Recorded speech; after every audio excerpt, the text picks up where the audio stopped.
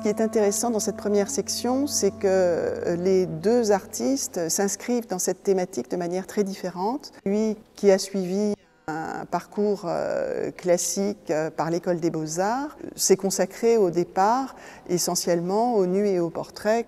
Et évidemment, le nu et le corps est une thématique qui est extrêmement présente.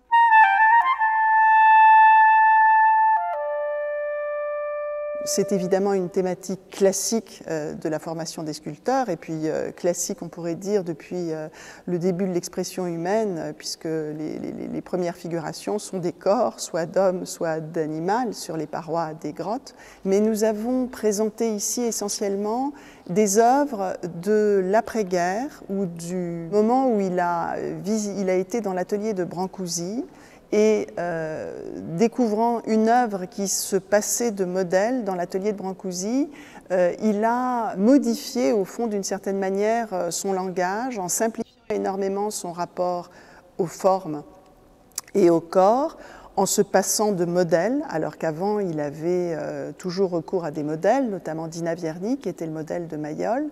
Et il est rentré dans une très grande simplification des corps et au fond, je dirais, dans sa sensibilité propre et dans son langage. Il y a notamment la femme assise qui est ici en bronze et qui se trouve en plus grand, en granit, au Centre Pompidou et qui représente très bien cette simplification extrême des volumes et en même temps le côté extrêmement ramassé et harmonieuse des différents plans. Alors nous nous trouvons devant la sculpture qui a été la première sculpture que mon père a faite en sortant de l'atelier de Brancusi. Alors ici c'est un bronze, mais il a commencé par un silex, donc il a pris un silex de cette taille et à partir de la ligne du silex, ce que Brancusi appelait être à l'écoute de la matière, il a discerné deux formes, l'une finalement se dégageant de l'autre, et à partir de cette très simple forme du silex, il a eu l'idée du couple. Et ensuite, il a retravaillé ce couple dans d'autres dimensions et dans d'autres matériaux. Donc ici, on a une résine, il y a eu un plomb martelé et soudé, et puis un grand granit qui est également au Centre Pompidou.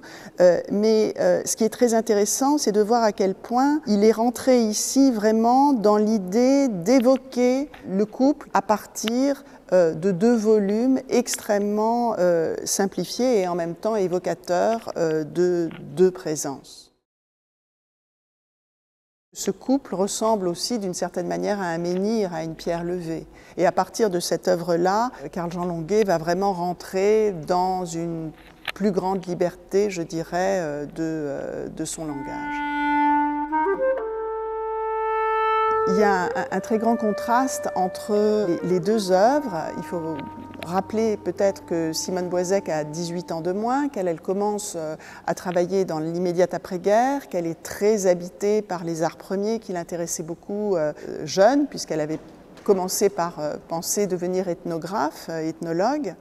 Et elle a toujours dit qu'au fond, le corps ne l'intéressait pas. Et c'est vrai que quand elle a commencé à faire ses premières œuvres, l'homme cactus ou la femme cactée, eh bien, ce sont plutôt des signes, mais ça évoque l'homme ou la femme, mais de manière évidemment très interprétée.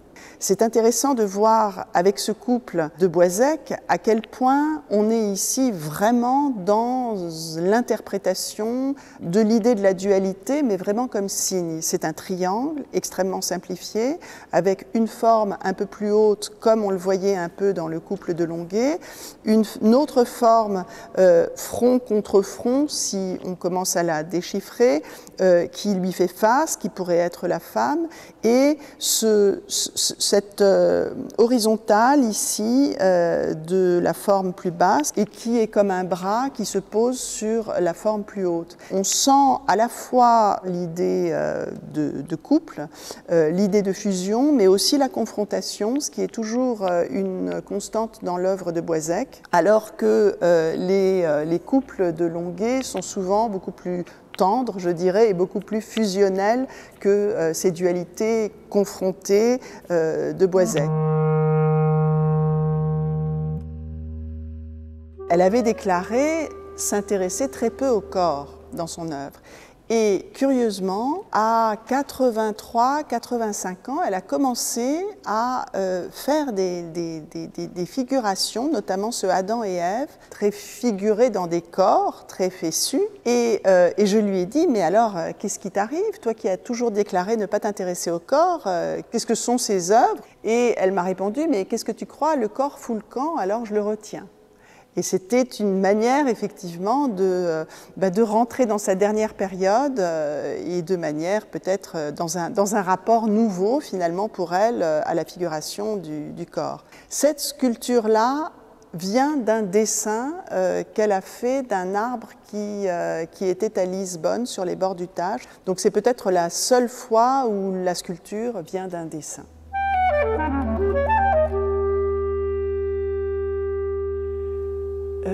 Carl-Jean Longuet a invité Simone Boisec à faire son buste en 1946 et on peut dire qu'il en a fait sa Néfertiti.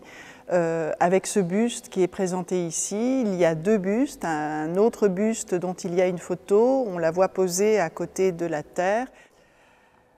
Le buste de Karl Marx, qui était l'arrière-grand-père de Carl-Jean Longuet, en 1930, il a fait un premier buste, on le voit ici posé à côté. Il en a réalisé encore 3 versions, dont une dernière en 1950. Ces bustes de Carl-Jean Longuet sont de vrais portraits, ce ne sont pas des bustes qui présentent un prophète dans sa brutalité et son autorité, mais c'est un portrait, c'est une humanité et c'est un volume. Et ça, c'est très important.